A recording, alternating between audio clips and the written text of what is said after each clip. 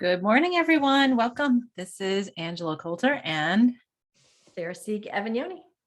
bringing you this week's Ascended World. Funny, I'm so used to doing that when we were doing our video, last week, and we started the shadow course that launches today, everyone. If you want to take it online, it's a fabulous, powerful, transformative course, as is all of the other ones. But as we love to immerse ourselves in the shadow in October, why not? Let's resolve it and use it for our, productivity kind of thing. Right. Yeah. I'm telling you, it's one of those things where it's like everything just synced right up between the equinox and heading into the fall and launching the shadow and October and just the season of fall itself, what that represents, what we put that out there to represent for ourselves. Right. Which is, the dark overtaking the light, coming into winter and stuff. Yeah. Well, and that time to rest. Yes. And be introspective and Go restore. Go inside and look in the mirror. And good morning, Yasmin. So, in fact, we had a call last night, a pre-call for our retreat in a couple of weeks. And that is what I said to everyone was, Sarah and I have decided that we're going into this as a respite. Right. Yes, I need the respite. Because we know that all of the times the group of us, that we have a retreat, like in a high vibe in place, it's always hugely transformative and usually very uncomfortable for most who are in attendance. So I said, maybe we're having the because usually we don't do a pregame call. So usually I don't do one. Right. So this time I did one and I was like, maybe it's because we're setting it up so that when we get there, it's all fun and joy and magic in an enjoyable, fun way. Right. No, I'm on board with that. I am totally on board with that. Yeah. But I mean, because what I've been talking about too is it has been very, well, as we and I spoke about last week, it's been very agitated for a long time, and it just keeps on getting increasingly so at individual as well as collective levels, right? So coming into this whole shadow discussion, it was like all of that other stuff was prep so that we can start really looking for looking at the shadow. It's almost like we had to get all that other judgment out of the way. We had to get through that self-responsibility, the course that we launched last month. We had to get through the worthiness and the trust and the forgiveness and the guidance and, all the stuff to get to this place of saying, okay, so with all of that in place and all these tools of understanding in place, now what is it for me to look at the shadow? Like, what is it for me to look at the shadow to see it differently? Right. And to come to that different understanding of the shadow and in working on the videos, it's so powerful and the meditations and everything just brought me to such a different place. And I have to admit that, after working with the videos and everything, I slept so peacefully last night. Nice. And it's just such a, I don't know, it was almost like just that calming and that, and coming back to that place of harmony. But it wasn't just, it was such a change in thought processes. Mm-hmm. And in doing so, the judgment just kind of fizzles out. It's like, oh, well, that makes more sense now. Mm-hmm. Yeah, well, most everything we judge, once we understand it, stop judging it, right? Right, as long as we don't go to the other extreme of then criticizing ourselves for judging it, which is that's the biggest step. And that's actually some of the stuff that I came up against this weekend was a lot of self-criticism, self-judgment. Yeah. And that was my big theme of the weekend, I guess, of stuff that, I didn't see, I didn't understand, I hadn't understood, I ignored, Right. Well, and That the thing that, and I don't, you know, I've had so many conversations lately. I'm not quite sure who I was talking to or when I said this, but it's one of those things where I always advise people, especially if they're in relationships and one of them comes or both come from a divorce, and it's saying, what is something that you wouldn't want your ex to tell your current significant other? And then tell them that, because that takes their power away of that external force.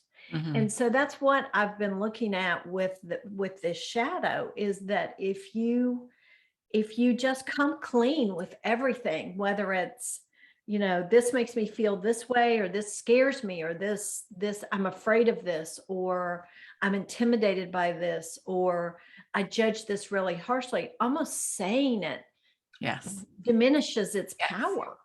It does. Well, because it brings it up to the surface to puke away, to puke Well, away. and to see it in a whole different, and I hate to say light, a whole different set of circumstances, a Mhm. whole different environment, because those things that you hold off and deny are those that have the most power over you. Absolutely. Absolutely. Well, and that's the whole self, like that's what came up this weekend. And it was a lot of yeah, a lot of puking up, Right. let's just say. Right. And it was all self-directed, self-responsible, focused. Right. Um, but then it's almost like it clears up so much once you bring it, yeah, like you're saying, like you bring it to the light of day. It clears up so much underneath it because you Right. filter everything you see through that stuff you're repressing, right? And Mhm. ignoring it within yourself, which is what we call the shadow of the darkness or even evil, right? Well, this was my weekend, as I was looking at how I judge certain behaviors as fearful for myself. Mhm. And I jumped through so many mental and physical hoops to keep myself away from that behavior that it becomes so consuming. And then I get to the place where I look back at my life and I think, boy, that's just been so boring, that I have invested so much in painting my white canvas white. Yeah. And I just really attribute that epiphany to looking at this course Mhm. and developing it and realizing that those things that I've judged so severely and held well at arm's length are probably some of the best times I could probably have. Right, right. Well, and the other thing and the flip side to that, which is what is so beautiful on how this whole shadow course that we're doing came together, is also seeing the things that we always judge as light side and looking at their shadow side, Right. because there's a shadow side to everything or else it wouldn't exist, right? Absolutely. So like of shadow aspects, right? So, or we can treat it as part of our shadow aspects. Like, for Right. example, the anger and delight, right? Yes. And we're looking at the whole course is looking at what we consider opposites of each other and looking at, say, the light and productive side of the shadow, what we judge as the shadow, and then the shadowy side of what we consider the light, Right. because that's how we come back into that wholeness. Like we've got to put the yin and the yang together for that whole in For the duality. That's what we harmony, created. Yeah. for the harmony. Yes. And Yes. it's like, when you come up with phrases like, that anger delighted me so much. Or that delight angered me. Yes, exactly. And that's exactly how the course unfolds. But I just, when you look at it, I mean, it's just such a I called it mind gymnastics, where you jump through all these and backflips, and the way you think about things just totally changes. Yes. Totally changes. And Yeah. it just makes such a difference in your outlook and your perspective and your creation. Yeah. And I think that that's what really hit home for me this weekend, is how different my creations are by no longer coming from that place of fear. Yeah. Which, I find that just, it's been a lifelong search that I didn't even know I was looking for. Yeah. Yeah. It's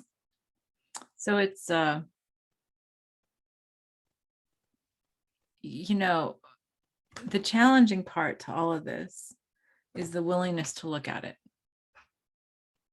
period. Right? Because we're in such a habit of looking away, right, that we pretend it's not even there. And there's more programs now, I think, than ever before, but there hasn't traditionally been a lot on the spiritual side that talks about delving into the shadow in a way of acceptance and love, and truly seeing how it incorporates into the bigger picture.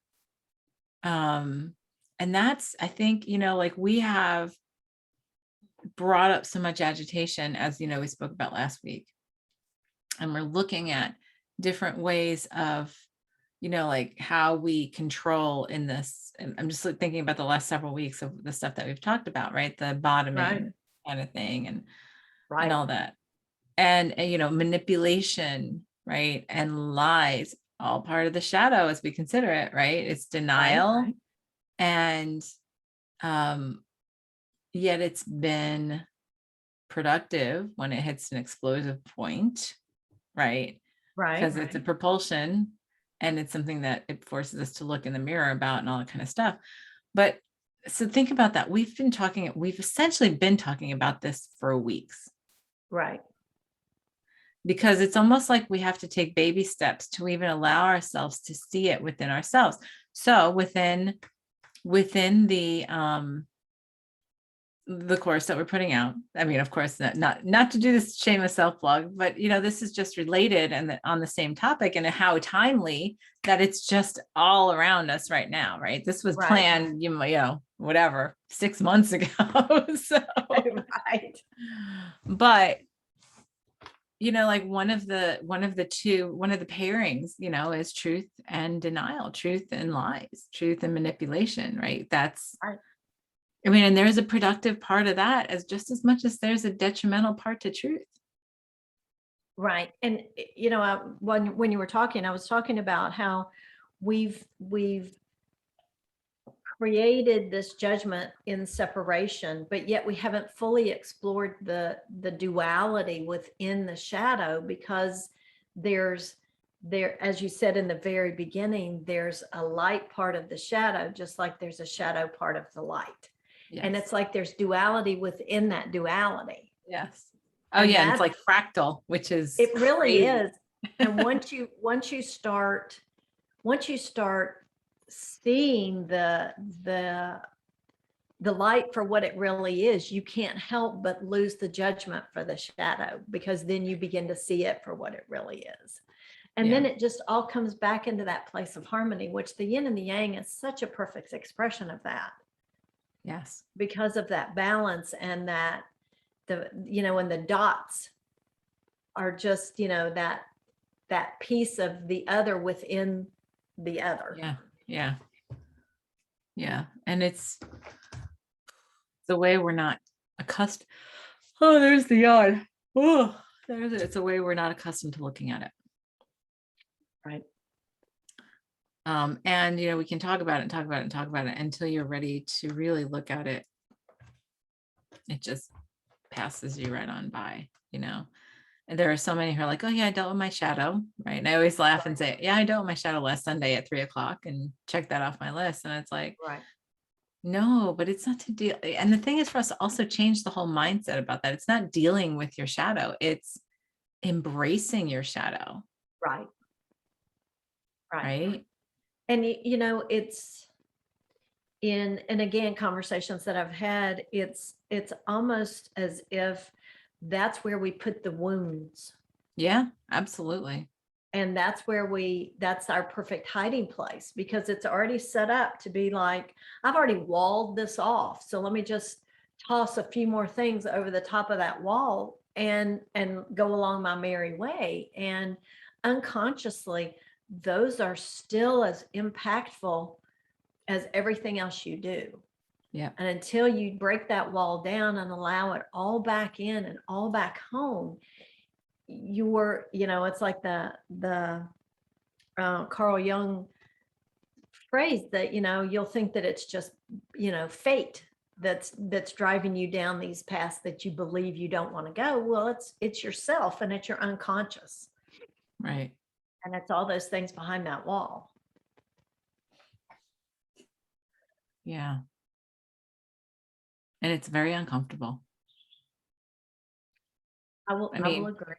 we can lie about it. Yeah. And say, oh, but it's okay. it's okay. It is okay. I mean, it is okay ultimately, but it's also very uncomfortable. And it's all how uncomfortable it is our choice, right? Whether we can accept the discomfort to let it go, because actually once we let it go, or let it come up and let it go, let it assimilate, have it accepted, then it's easier. Then you can move past it and you don't have that wall wall there anymore. And then things do become far more magical and free and Right. Well, and it's that saying, like, when you're carrying a burden and you set it down, you don't realize how much of your effort it was taking to hold it at bay, to hold it and carry it. And when it's gone, the relief is more than you can imagine, because you didn't even realize you were doing it. right. And that's the thing that I've experienced on these big, shifting weekends, is how I feel like I've reclaimed a portion of myself. And it's whether I was trying to find the right vitamin or the right diet or the right exercise or the right whatever to be able to regain that energy that I was expending, holding it at bay. And it's Well, and then every time we think we're done, there's like, oh, well, that was just one thing. right. Right. But, and again, a shameless plug, but, we have given ourselves the tools to Yeah. manage this through these courses. And Mhm. I fully believe that I would not have been able to face what I've been facing personally had I not experienced these Oh, courses. no, I totally agree. And Totally. had that worthiness and had that forgiveness and had that self-responsibility and understood messages and guidance and all of that. And I really, pat on the back to us, as looks like we really knew what we were doing when we outlined these classes. We listened Wow. and Yeah, they were all guidance. That was, and how they've come in has been really very little thought and simply just guidance, right? right. Yeah. Good morning, Michael. Yeah. So, and the question is, how I know that many have, how do I start doing this? How do I start, getting to that place? And I think it's different for everyone, obviously. I would agree. It's like when you have those peel off things and you got to get that corner unpeeled, right? Right. And sometimes it's easy, sometimes it's hard, sometimes you're sitting Right. there picking with your nail or something else. It's like you just got to find that corner, right? To start peeling it away, because as we do that, it frees up all that stuff. And yeah, it comes to the light. Yeah, it can be explosive and painful and whatever, but it's all ego. That's all ego. And it's not it's not a bad thing. It's setting your pace at what is, chewable bites, Mhm. right? And that's really what we did in doing the Adventures in Wonderland course, is chewable bites for everything, right? And they're still huge. Each of those bites within the bites are still huge. Believe Well, and me, it's one we of know. those things where, they say, you should chew your food like 20 times or something. It's like, Right. yes, these bites you need to chew Yeah. and chew and chew and And chew. chew. Yeah. Yeah. And so it's just, it's getting into the pattern of trust. It's getting into the pattern of listening to that voice over, like listening to the voice that's calm and clear versus the ego that's going, look at this, look at this, Right. look at this. And we, even if the ego is kicking and screaming, no, no, don't look at that. It's stupid. It's blah, blah, it's irrelevant. It makes you weak. It makes you blah, blah, blah. Those are Or all you're going to die if you look at that. you're going to die if you look at that. You're going to be devastated if you look at that. You won't be able to function anymore if you look at that. These are the things that go on in our heads. Well, remember that hurt you experienced. Yeah. You don't want to look at Yeah. this again. Don't want to go to that hurt again. Right. Right. Right. And Don't- I think that's that's what I kept hearing is, you've experienced pain and hurt from this. So why would you want to revisit it? You need to protect yourself.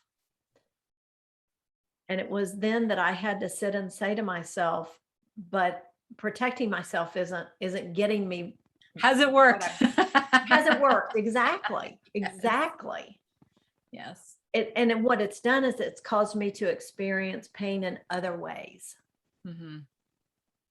And Well, and you create it. absolutely. And that's Absolutely. the challenge.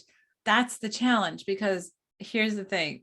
That's what I'm talking about in peeling away the corner, right? Because as soon as you start peeling away the corner, you see the rest of it. You start seeing the rest of it, right? Right. And a lot of times the things that we hide in the shadows are things that we put so many layers on top of that it's challenging for us to get to the core, right? Yes. And that's what, it's funny when I do sessions with people and they come in and I say, you know what? I know, like, I always ask them, so what is, so like, I always set the intention, whatever's the most prominent thing or the most, productive thing, let that come up to the surface, like easily. Right. Right. That's what I always set for my intention in my sessions with people.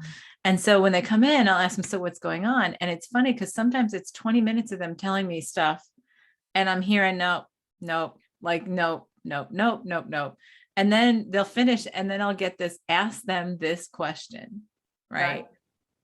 And that's really the question. That's really the topic. That's the thing that's connected in a web to all of these other things. And sometimes I like get the question and I'm like, okay, like I can't even see it at the moment until, we start talking, but that's what we do. And that's the thing about reflecting back to ourselves, going, if I have this thing of discomfort, like I am now becoming like manic about that, right? Like, it's like, if I have a little twinge of discomfort, I will just turn and face it and say, huh, what's that about? Bring it on. Bring it on. Yeah. Right. Well, and I've been catching up on Lucifer on Netflix. And it's Love that almost like, show, by the way. Yeah. it's almost like you have to say to yourself, what's your deepest desire? Mm-hmm. Because that everything that you're having trouble with stands in the way of your deepest desire. Right. Yeah.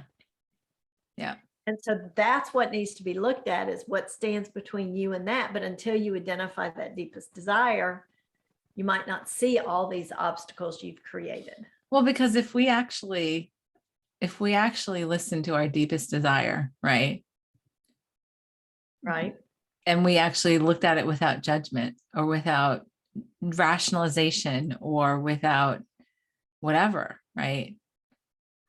Right. Then we can see past all of the BS. We can see through all of the, all of these like things in the web that are covering that or being created through that.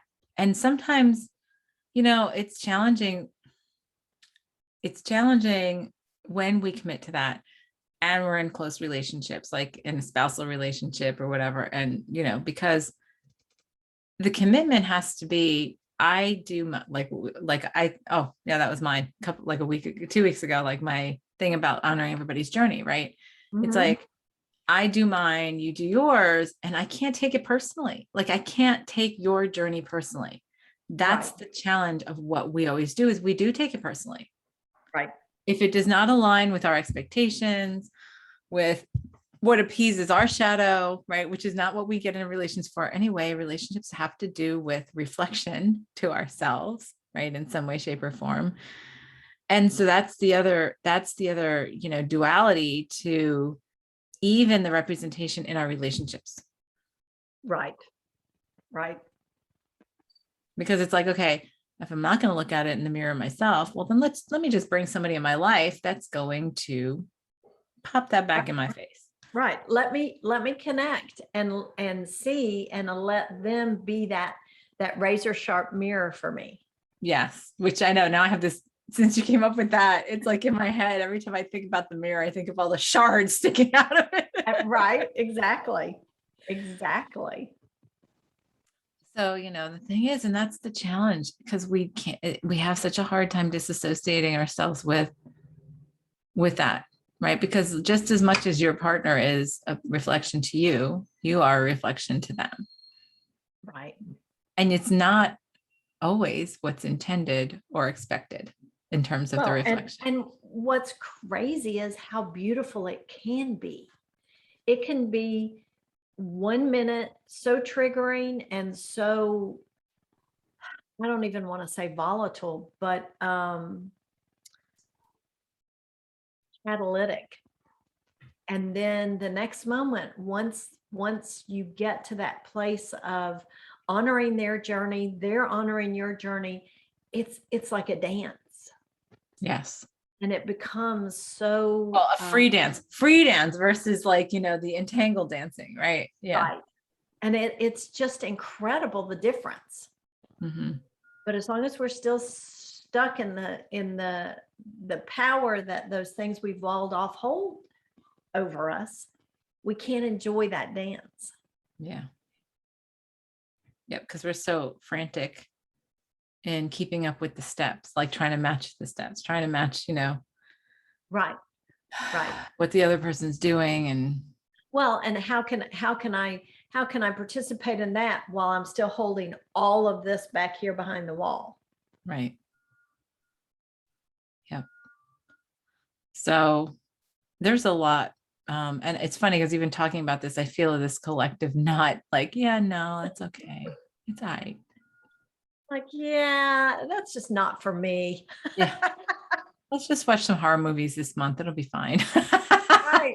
We have 31 days of Halloween on Freeform. We don't need to do this. That's right. That's right. We can just watch some slasher movies and feel better about it. Right, right. That's my shadow work. Well, in a way it is, right? Right.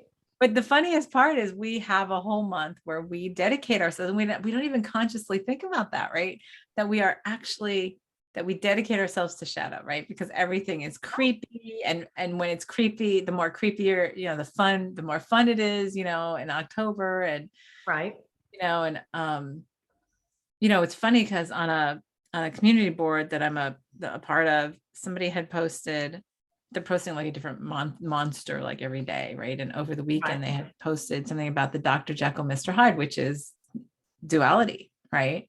Right. And who's your, like what is your inner demon, and what does she say? Like, honor your inner demon. Yes. And As I did experience that this weekend. And it was a similar experience of what you had with inviting those pieces and parts of yourself, which I see as what's behind the wall, back home. And I had an experience with that, and it was a wild child girl who was totally out of control, totally out of control. And what I heard when I would connect is, if you do this, it will ruin you. right. And I found that really fascinating, that I believed that connecting to that piece of myself would ruin me. Mhm. And so that was definitely something that I had to sit with and understand more from the perspective of, number one, what do I believe I'm ruining? Right. And number two, what aspects she represent that I judge so harshly. So Michael says, I feel like I procrastinate looking at the shadow. Is there a strategy to working on the shadow and help with the procrastination at the same time? Well, you could take the course. Right. Launching today. Right. And don't we still have the special through today? No, I think it ended at midnight. Oh, okay. I think it ended Never at midnight. mind. That's right. I mean, it's still only $128, which to me is still pennies for the value it brings to you. Right. Honestly, we did this so that it can be accessible to everyone because Right. Right. it is so powerful and so important. But you know, that's the whole thing, Michael. I have so many people who ask that. It's like, well, how do I start? And the thing is, just start, or commit yourself to this piece. Right. Right. Or come to the understanding that if I don't start on my terms, I'll start on my unconscious terms, which is, I don't want to say that's a threat. Not as flowy typically, let's just Right. say. Right. It's not as comfortable as on your conscious terms. Yeah. I mean, and that was my whole thing of looking at stuff with judgment this weekend was how with me being so committed in consciousness, did I miss this? How did I not see this? How come I've been telling myself this? Right. And I was, and then I get mad about it's funny about but it's so embedded, this discomfort. Right. And it's like, what's the ego's drive? The ego's drive is to be comfortable. To be comfortable. Right. Well, it judges everything. Right. Right. And so, it's like, so any kind of discomfort, it's just like, I can do that tomorrow. Yeah, I could do that tomorrow, next week, next month, Right. next year. Oh, when I just get through X, Y, and Z, then I'll be in a better place and then I'll be able to look at it better. And then they don't. And we don't. And then you get through X, Y, and Z and you go, oh, but I feel so good. Why would I ruin this? Yes. That's what we do. Right. And I've had people that I work with and clients and students and stuff that literally have said to me, yeah, I'll deal with it when it comes. And I'm always like, okay. Remember those words. Right. Because the thing is, as we grow more and more conscious, the more we realize it's going to come, right? It's going to come back around. And if we ignore it and don't tend to it, it's going to roll itself up in a bigger snowball before it hits us, right? Right. And or so, the little twig that's nagging right. at you is going to become a big branch and knock you off. Right. Or a big tree that falls on you. Right. Yes. So, I mean, I would rather deal with the gnat, right? The feeling of the gnat and say, well, what's this Oh about? yeah. And I Right. guess that's just been and so like, even if, and in all reality, I am grateful. I am grateful for everything because I'm grateful for the consciousness and the commitment to consciousness. And even though there are things that I didn't even know how to look at, right, that continue to come up. Right. That was part of it, is the ego was like, I just don't even know how to let this come up in a way that, that is comfortable. Right. Right. And so we can choose smaller explosions versus the bigger explosions. And I am grateful for that, knowing that I've done that, right, in many cases. But instead of judging ourselves, I think it's important to turn it around, to have gratitude for ourselves, to see things when we do see them, because they can always be worse. Right. I know for myself, once I got to a place of seeing that my judgment of the shadow and my everything that I had behind my wall had power over me and limited me. And that was enough for me to go, yeah, I can't do that. Mm. And I just, whether that's using my ego for good, Yeah. I was like, okay, I have to look at this. I could no longer not look at it because I knew there were things that I desired for myself that I couldn't have until I did this. Yeah. And that was more powerful than my fear of doing it or my, yeah, no, I just really, really would rather not. And and it's funny because we say so, like we put even this attention to the shadow because we think of it as the ominous side and all that kind of stuff, right? But then Right. there's also that whole thing that we're talking about, the shadow side to the light, that we totally ignore. And we're living it. And we're living it. Yes. And we're living it in denial Yes. or I don't want to say That's, I denial, think, in even, forgetting. and I think that's even more challenging Right. because we've convinced ourselves that anything associated with the light is good. So Right. therefore it doesn't need to be tended to. Right. Right. So whether it's manipulating someone or manipulating circumstances or For the greater manipulating, good, for what we or believe in. manipulating yourself, Mm-hmm. which, which is the bigger shadow? Well, or we do, like, so for That that's example, in your face or yeah, that's subversive? right, right. And so that's even more challenging because it's like, what about, okay, something that we believe makes us happy, right? Which is an externalization, but we Right. still hold on to it as okay, right? And then we do anything that we can to maintain that happiness. And it's so dependent on whatever that circumstance is. It doesn't have to be a person. It can be a situation, where you live, a job, a relationship, whatever. So it's like, oh, I'm just so happy doing this, right? And at some point you start to limit yourself, right? Because you force yourself into this. It's almost like being OCD, right? Like people going, well, when I wore this shirt, I had a really good day. So Right. I'm going to wear this shirt every day because then I'll have a really good day every day. Right. Well, I mean, and you could take that really to the extreme and look at a drug addict. Yeah. Well, that's what it is. All they want to do is be happy. Yeah. And feel good. Yeah. So where's the problem there? Right.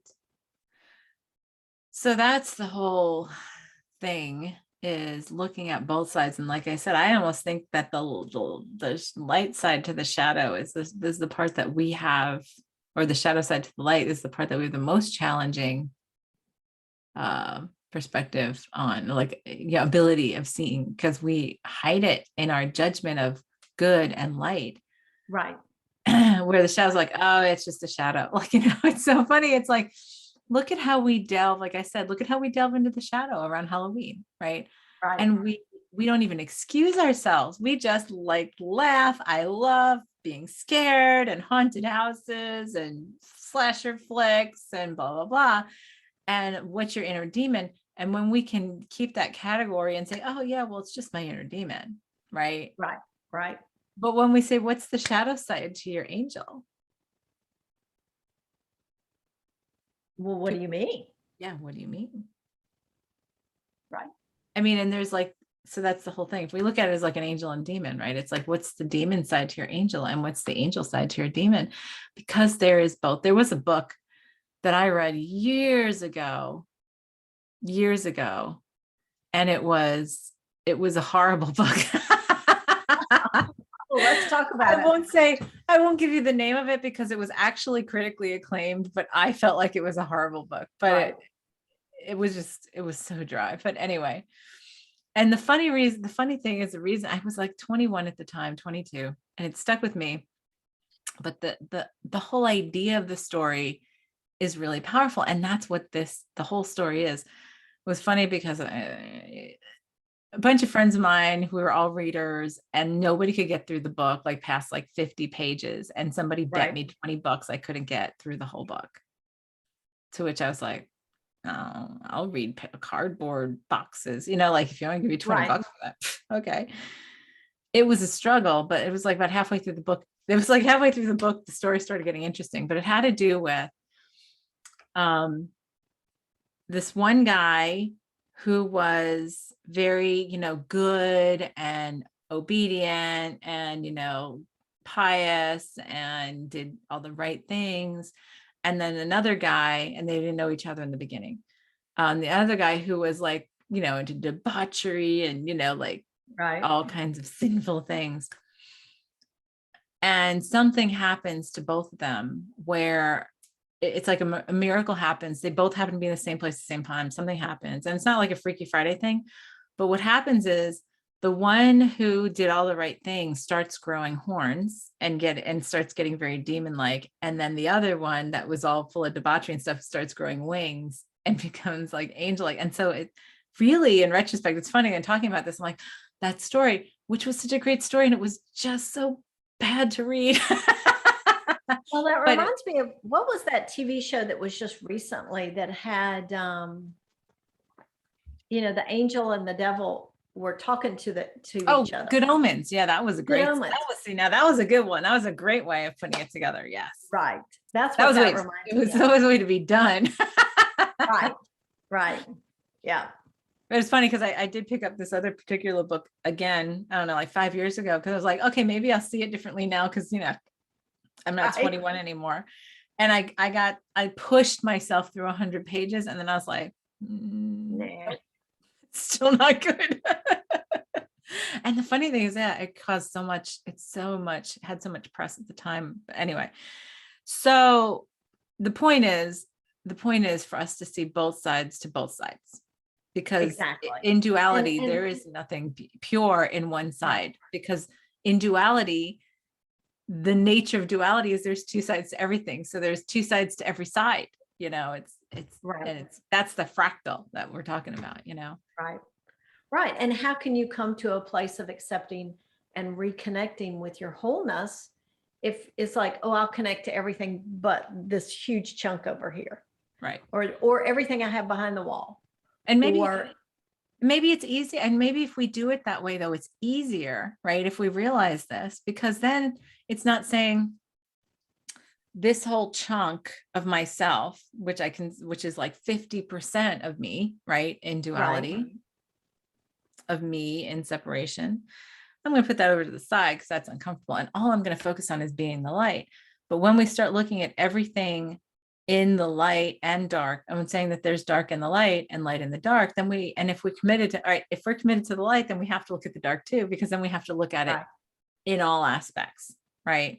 So, and maybe that's what makes it more biteable choose for us, is to say, let me look at it this way instead, like every element this way instead of the whole picture, because it's overwhelming.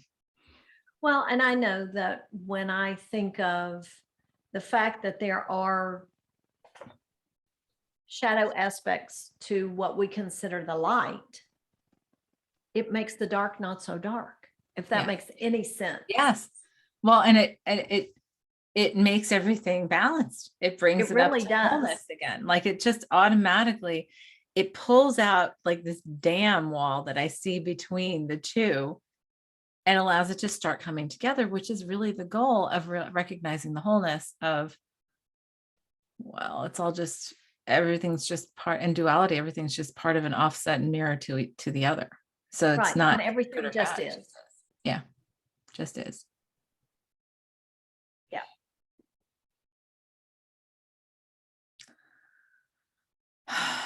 And no, it's not going to always feel good, no matter how much No, and what I've found is that it can just be exhausting, but I think the exhaustion comes from the relief of letting it go. Yes. And that's when you realize how much energy you've been expending on keeping it at bay. Absolutely. Yeah. Yes, it's very it's good, but then you get refreshed, you know, like when you like, then you feel more free, right? But then not unfortunately, but then what happens is the next thing comes up. When we take the vital choose, So that's the whole thing. When we say the chewable bites, when we say, I keep on saying that backwards. When we say like, I want to do this with ease and flow, right? It doesn't always mean it's just going to be fun. It means that, and I say fun, I always put fun and joy in there. But sometimes that's just the ability to laugh at myself as it comes Right. through, right? And it's also when we do it in chewable bites, it makes it smaller bubbles to pop, versus the big ones, which when you look at it from the bigger picture, okay, so it might feel more exhausting because we're popping a lot of little bubbles. Sometimes we do like 100 at a time or 1,000 at a time, right? But it's also when we set out our intention for it to be chewable bites, then that's the way for it to do it. So we don't get overwhelmed, we don't shut down, we don't have like a catalytic, like a huge catastrophic catalytic experience, Right. that we can simply just keep on flowing along in the change of those moments.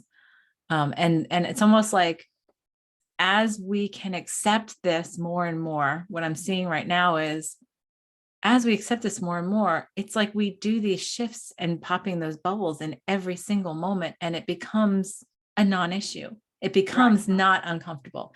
It Right. becomes just part of the flow and fluidity of the transformation we're going through individually and collectively. So it prevents us from running, hit a brick wall, get a concussion, have to recover before we run again. It's constant flowing through, those bubbles and using them as that continuous flowing and easier progression of, It's that navigation. of navigating. Yes, exactly. So what do we do for today? How do we, well, we keep on saying that, how do we do that in our thing every week, right? Right. It's setting ourselves to,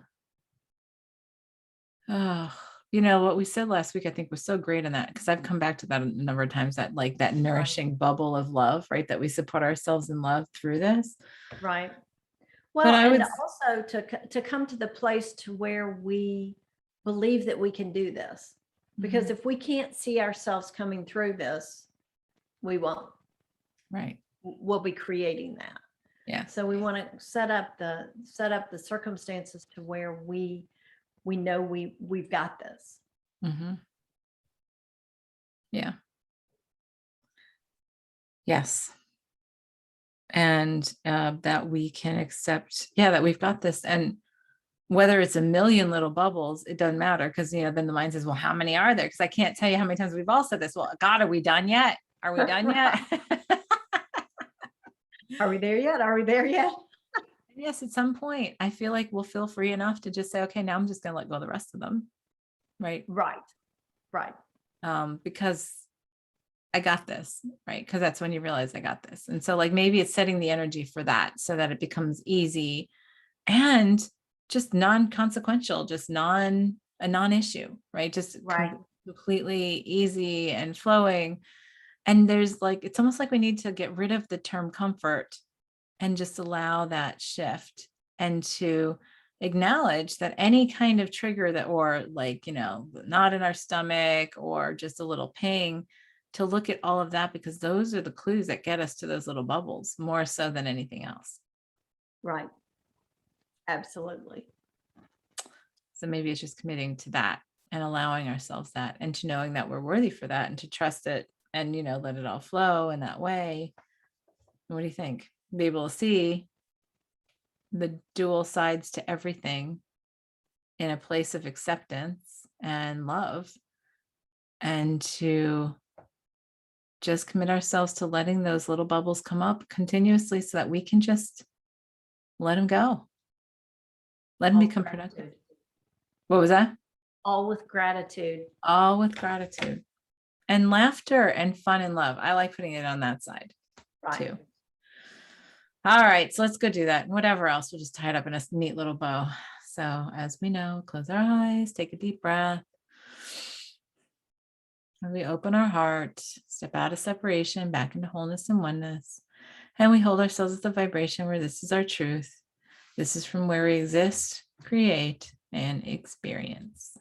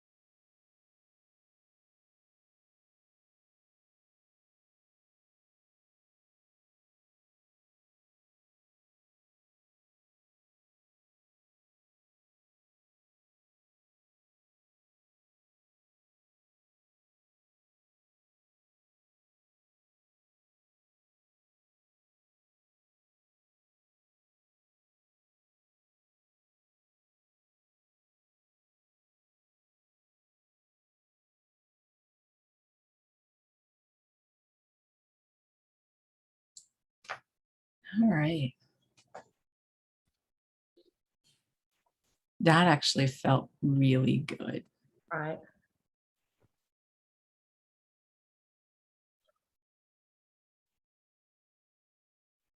And it was almost like everybody's bubbles went back to themselves. I can't even explain why. It was just like, Right. then it was so much easier for us to just go, oh, I can sweep these off and sweep these off. And it was just, I can't even tell you, there was a bunch of stuff that came up and I can't even, because I could feel this collective resistance in the beginning, right? And then Right. it Oh was, yeah. Oh yeah. yeah. And then the longer we went, the more I was like, okay, like sort of like, I'm watching. All right, not so bad. And then it's like, okay, what if we gave it a try? And it Yeah. was, Yeah. that's when it felt really good. Yeah. Like I might be open to listening to this. Yes. Yeah. Considering it. Right. Right. Yes. All right. Well, baby steps. Baby steps. And allow it, we can always set ourselves to be as fun and enjoyable as possible, which is what I do. Right. Except if the ego holds something over a wall, it's our own choice to do that and create Right. that. Yep. So, yeah, I'm sure we'll have, and this is a challenging thing to really explain in words because I think we're still sort of figuring it out ourselves. And it's a matter of just being vigilant with ourselves Yes. It absolutely is. in a place of love and gratitude, but just vigilant. So, all right, everyone, have a great week. Thank you for joining us. We'll see you next time. This is Angela Coulter and There's the Avignoni. signing off with this week's Ascended World. Have a good one.